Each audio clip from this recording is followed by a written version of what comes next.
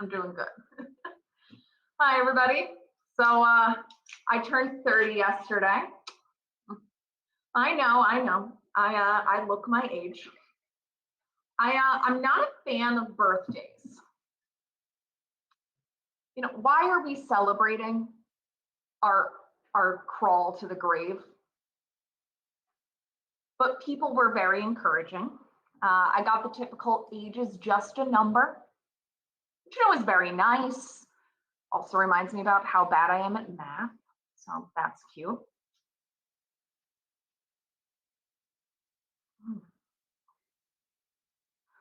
I also heard that 30 was a lot of people's favorite age, which is nice because this apparently is going to be my year then, despite, you know, a global pandemic. It's going to be great. But the best thing I heard was electricity is made of penguins. It's an interesting hypothesis. Not sure how much research was done into it. Personally, I would have thought it's the other way around, that penguins are making electricity due to all of their marching and dancing activities. But who am I to question the scientific prowess of a 6-year-old child?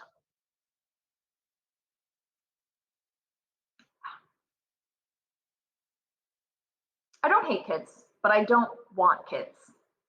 People tell me I'd be a good mom, but frankly, a mini version of this terrifies me. Yeah.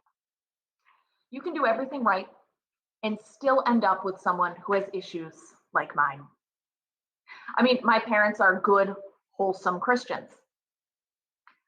I do stand-up comedy and improv. They did everything right, and I turned out to be a monster. Being 30 hasn't changed me that much yet. I'm still real cheap. If I had bought myself this wine, it would have been in the bag.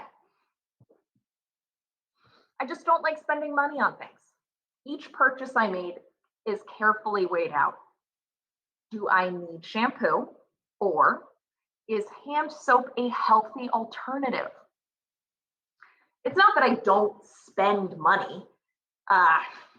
You know, if I am stressed, I become a shopaholic. I will spend tens of dollars on things like lotion and beans, all these non-essentials just suddenly flooding into my house. I think my real issue with birthdays is that every year I'm becoming more and more like my dad. I was promised I was going to turn into my mom. It was a good package. She's a good singer, a great cook.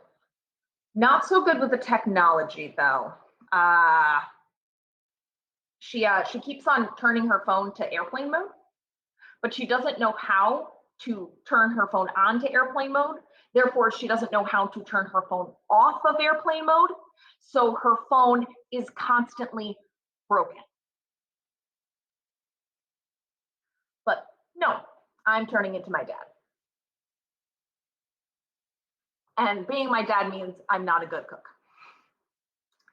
When I was little, whenever my mom would leave, my sister and I would cry, not because we were sad, but because of the fear of what was to come. My dad would make us delicacies like microwaved stale bread, unseasoned ground beef, shake and bake fish cooked on the grill in a plastic bag. Yeah.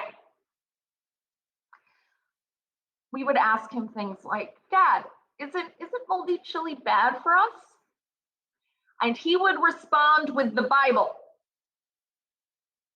Mark 7:15. Which I realize some of you heathens out there might not know what Mark 7:15 refers to. It is the verse that says, that which enters a man may not condemn a man. Which is all well and good.